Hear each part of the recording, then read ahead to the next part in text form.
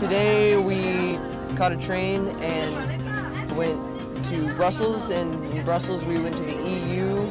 The EU has 27 countries that are in the EU, and they have more countries that are joining like constantly. In the aftermath of World War II, there was still a lot of political tension, a lot of friction. There were fears that there might be new outbreaks of wars, and they got together and formed an economic union in order to deter war by creating or promoting fiscal interdependence. So there are three branches of the European Union, or three parts of the legislative process. There's the European Commission, the European Parliament, and the Council of the European Union. And each one plays a different role. And it's sort of like in the US, checks and balances. The European Commission, it sort of represents the European Union as a whole, and then the European Parliament represents the citizens of the European Union, and the representatives are elected by the citizens from each country.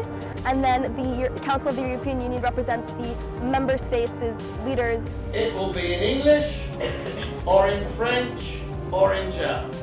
We watched a presentation of the EU and got to see what they did. The European Union is really essential and instrumental in promoting peace and economic stability throughout Europe, and as I believe it's our largest trading partner between the EU and the US, and so economically we are very heavily tied to the EU and the Euro.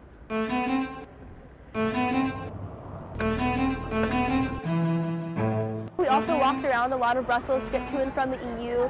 We went to the train station and walked around a lot. We've seen a lot of Brussels and a lot of the buildings. Brussels is so different from many modernized cities in the US because it's a mix of old architecture and style and new buildings and styles. The Grand Plaza is like a big plaza with a lot of shops and a lot of grand old buildings and big towers. It was really exciting because every other store was basically a chocolate store. Favorite thing I saw was probably the cars there. The cars there are so much smaller and they're so much more eco-friendly. To see all this stuff in person after I've heard about it, I've learned about it in preparation for this trip, it's really incredible to actually finally be here, to see it.